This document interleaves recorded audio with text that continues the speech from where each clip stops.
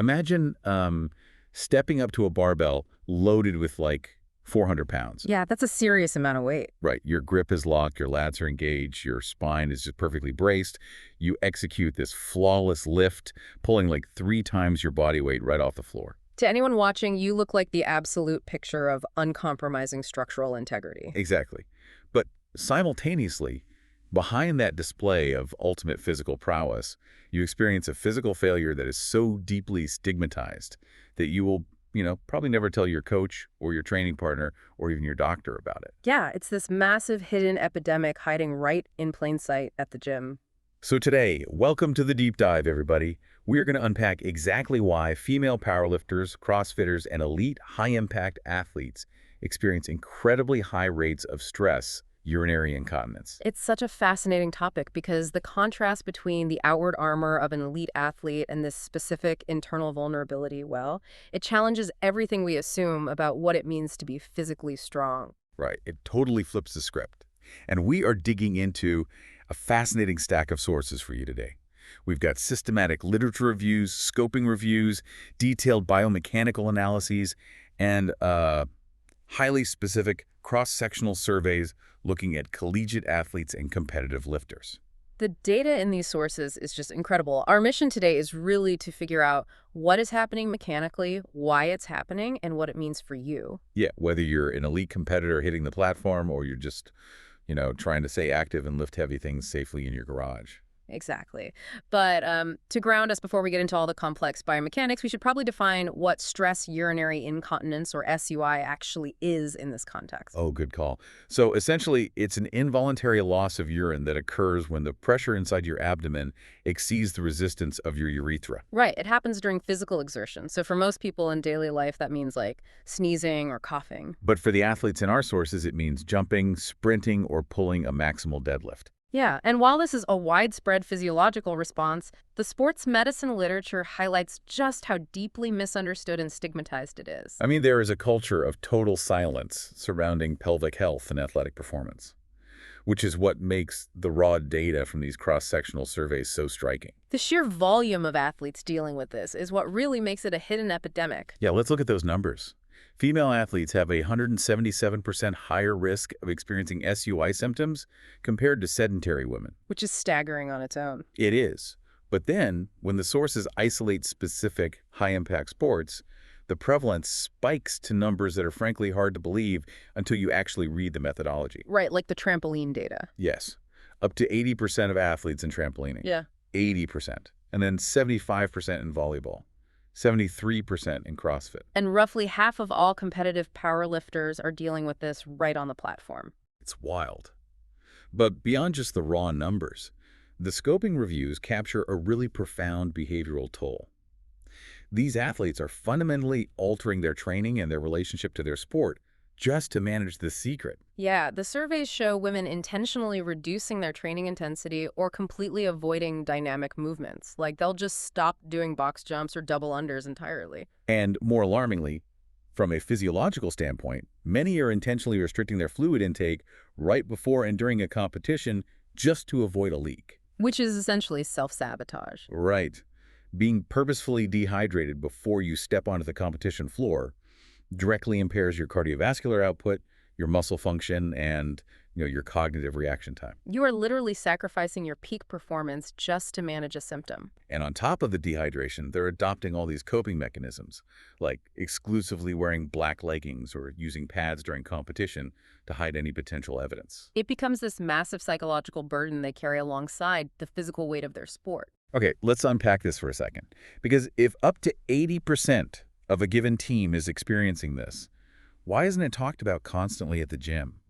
Well, that's where we run into the normalization trap. The normalization trap? Yeah. The specific survey data on female strength athletes reveals that 67.9% of them believe stress urinary incontinence is simply a normal, expected part of their sport. Wait, they just view it as a given. Exactly. It's treated the same way you'd treat getting thick calluses on your hands from a knurled barbell, or dealing with delayed onset muscle soreness. Like it's just the tax you pay to be strong. Right. And because it has been so thoroughly normalized within the culture of these athletic communities, only 9.4% of these athletes ever actually seek medical treatment for it. That is a staggering disconnect. I mean, only 9%. Yeah, and the crazy part is that pelvic floor physical therapy is a highly effective, evidence-based treatment for SUI, yet more than 90% of suffering athletes never access it. We spend countless hours educating female athletes on how to protect their ACLs, Right. or how to maintain rotator cuff mobility, or how to brace their lumbar spine. But the education around their pelvic health is virtually non-existent. Exactly. And if 80% of trampolinists and half of all powerlifters are experiencing this, we have to stop looking at this as an unfortunate coincidence. Right, we have to start looking at the physics. What is physically happening inside the torso when an athlete hits the mat or pulls a heavy bar? Well, the literature breaks this down into basically a masterclass in pressure mechanics. Yeah, I want to bring up the sealed soda can analogy from the sources Yeah. because it makes the anatomy so clear. Oh, that's a great analogy. Right, so think of your core as a full sealed soda can. Your abdominal muscles form the sides of the can. Okay. If you squeeze the sides of that can really intensely, the pressure inside doesn't just vanish. It has to go somewhere. Right. Physics. Exactly. It pushes up against the top of the can, which is your diaphragm, and it pushes violently down against the bottom of the can, which is your pelvic floor. And in the context of heavy lifting, that soda can analogy perfectly illustrates the trade-off of the Valsalva maneuver. Yeah, explain the Valsalva maneuver for those who might not know. So we all know the Valsalva maneuver is pretty much non-negotiable for spine safety on a heavy 1-rep max. You take that massive breath, trap it, and forcefully brace your abdominals. Right, it creates an internal pneumatic belt that can actually reduce spinal compressive loads by up to 40%. Exactly. Your spine is locked in and protected, so your central nervous system can recruit maximum motor units to your glutes and hamstrings. But the literature is just now catching on to the mechanical trade-off here. Because that intense internal stabilization acts like a piston. Yes. It drives all of that massive manufactured pressure directly down onto the pelvic floor muscles. So the spine gets the armor, and the pelvic floor takes the absolute brunt of the force. That explains the heavy lifters perfectly. Yeah. But the runners and the gymnasts aren't holding their breath and doing the Valsalva maneuver, yet their numbers are just as high.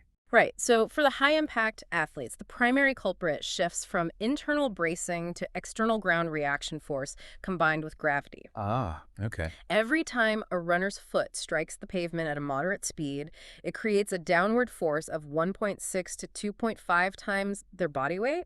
Just from jogging. Yeah.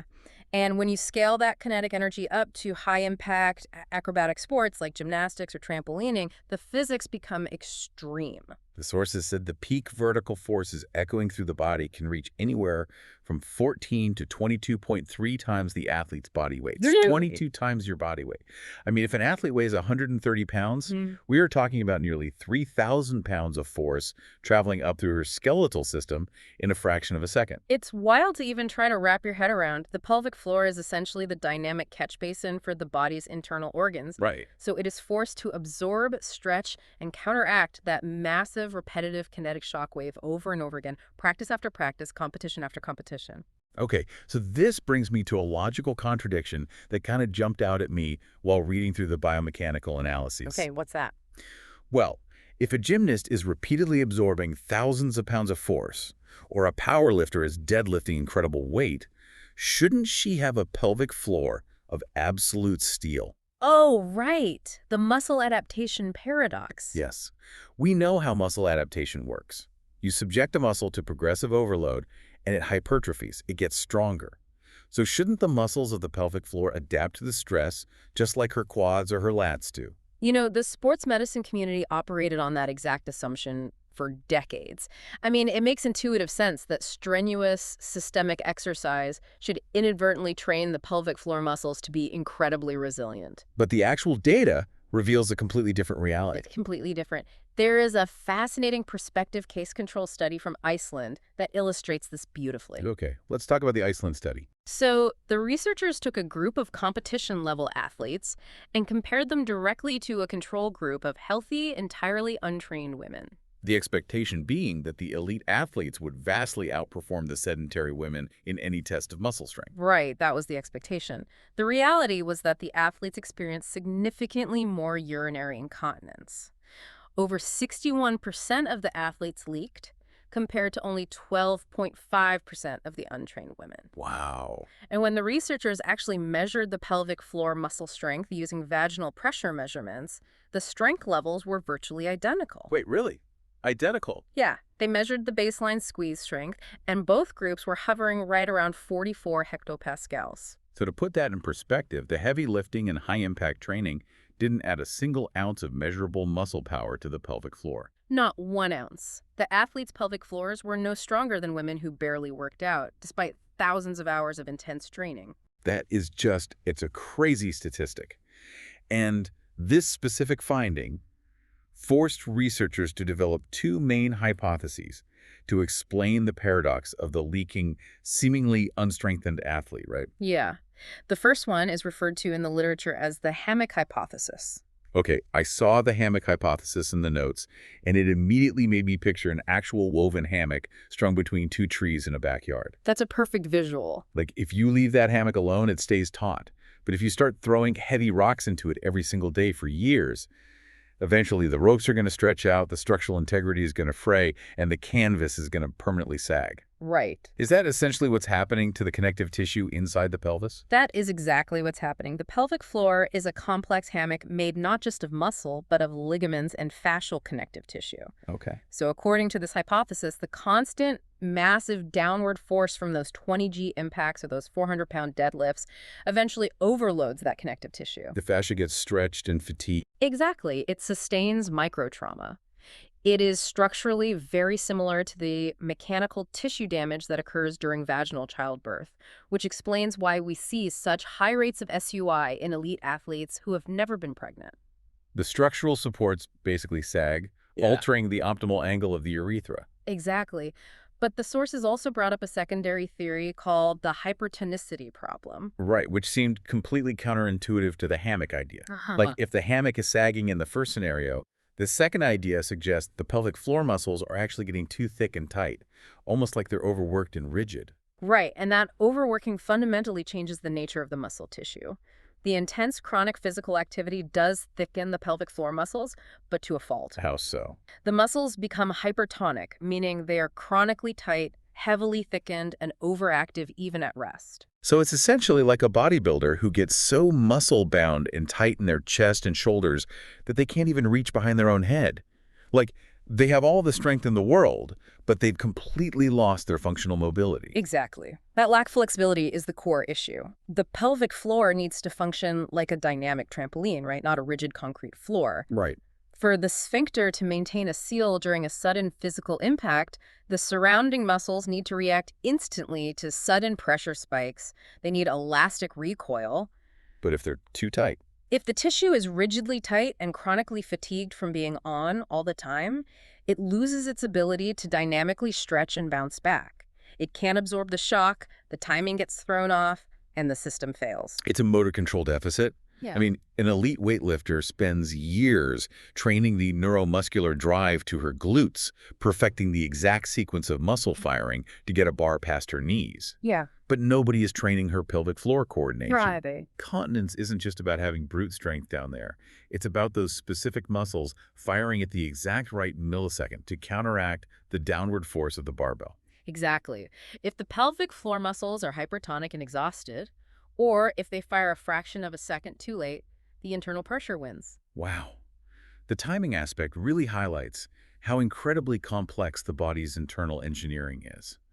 And when we narrow our focus down to the specific data on powerlifters, the cross-sectional surveys provide a really granular look at how specific mechanics influence that engineering. Yeah, the statistics on women who take up powerlifting are pretty wild to read. According to the research, simply beginning a powerlifting regimen makes a woman 22.7 times more likely to experience stress urinary incontinence overall. 22.7 times. That's a massive jump. But what really caught my attention was that they are also 5.2 times more likely to experience urgency urinary incontinence, or UI, which is a totally different physiological mechanism than SUI. The distinction between the two is super vital here. SUI is the mechanical issue we've been discussing, pressure overwhelming the sphincter during exertion. Right. Urgency, urinary incontinence, on the other hand, is characterized by a sudden, intense, undeferrable urge to urinate. It's usually associated with an overactive or spasmodic bladder muscle. So seeing a 5.2 times increase in UUI among powerlifters is highly unusual. It is, and it points to a deeper systemic impact. The literature hypothesizes that the repeated extreme spikes in intra-abdominal pressure aren't just stretching connective tissue, they're actually causing subtle nerve damage over time. So the sheer mechanical pressure of the internal organs pushing down onto the bladder could be like compressing the pudendal nerve or the other local nerve pathways that run through the pelvic floor. Exactly. The repeated compression and potential ischemic events, those brief moments where blood flow is restricted due to extreme pressure, can damage the delicate signaling network innervating the bladder and internal sphincter. So it's not just the muscle getting physically tired.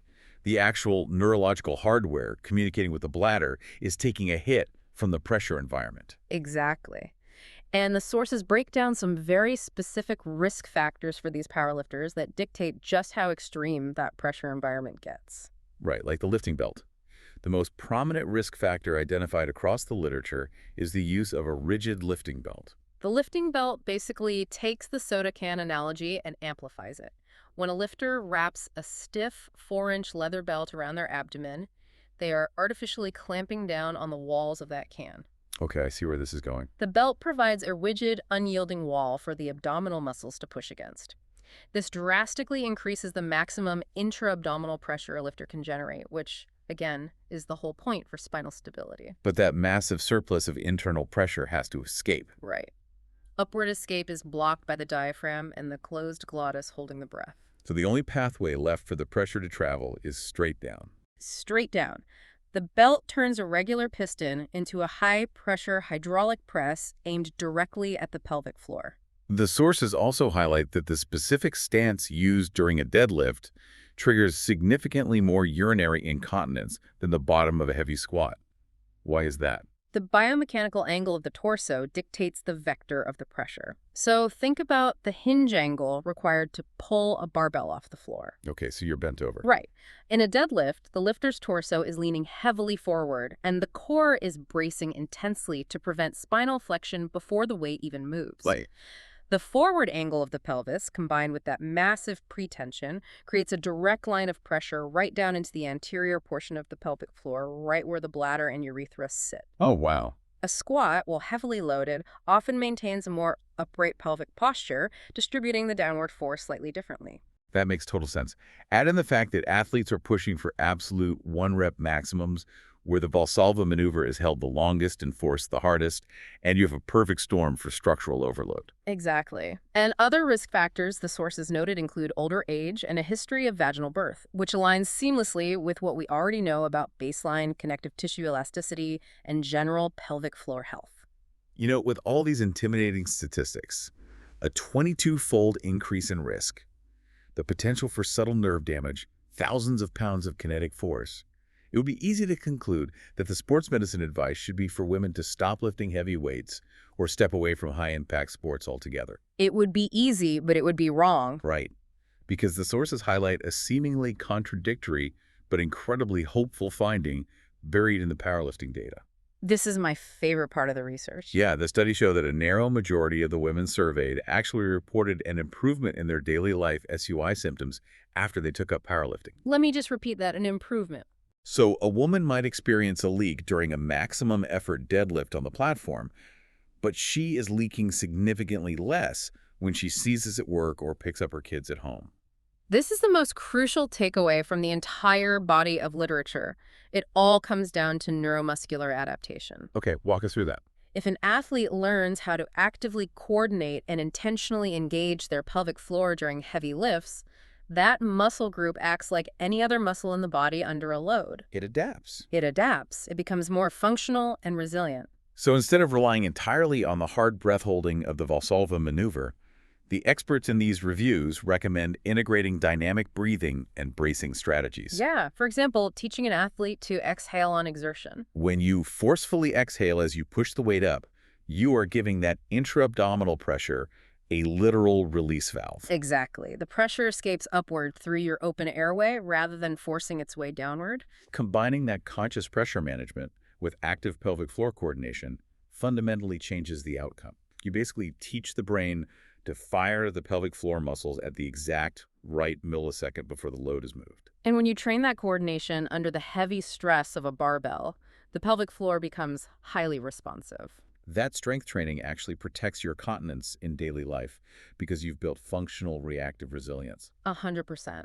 Experiencing stress urinary incontinence as an elite athlete or a dedicated gym goer is not a sign of structural weakness or a lack of fitness. No, it's a highly complex biomechanical issue of pressure management, connective tissue fatigue, and millisecond-level motor coordination. And while it is incredibly common on the platform and on the field, it should absolutely not be accepted as an untreatable, normal part of being a female athlete. The normalization of this issue is the single biggest hurdle standing between athletes and peak health. Pelvic floor physical therapy and proper coaching on internal pressure mechanics can drastically reverse these outcomes. The data clearly shows that with the right coordination, athletes can continue to lift massive weights safely. And for you listening right now, this deep dive matters, even if you never plan to step onto a competitive powerlifting platform or attempt a back handspring. Right, the physics of the human body apply to all of us. Whether you are deadlifting 300 pounds in a gym, or you are just bracing your core to pick up a heavy box of books in your garage, how you manage your internal pressure dictates your pelvic health. Your pelvic floor is the catch basin for whatever your core is pushing down. You know, connecting the mechanics of a heavy deadlift to the broader picture of our daily lives raises a really profound question. What's that? Well, if brief, intense spikes in intra-abdominal pressure from athletic sports can fundamentally alter the connective tissue and nerves of the pelvic floor, we have to consider the subtle, chronic pressures we subject ourselves to every single day. Oh, like what? Think about chronic coughing from seasonal allergies putting a low-grade repetitive strain on that hammock. Or consider your posture right now. Yes. How many of us sit hunched over a laptop at a stressful desk job, unconsciously holding our breath or shallow chest breathing for hours on end, creating a constant pressurized state in our abdomen? How might those low-grade chronic pressures be quietly reshaping our core and our pelvic health over a lifetime without us ever stepping foot in a gym? It's a completely different way to look at core health. It makes you rethink every time you hunch over a keyboard and hold your breath to read a stressful email. We spend so much time worrying about the massive weight on the barbell and almost no time worrying about the invisible pressure we manufacture and carry around inside us every single day. Well said. Thank you so much for joining us on this deep dive into the hidden world of athletic biomechanics and pelvic health. Keep asking questions, listen to your body, and, remember to exhale.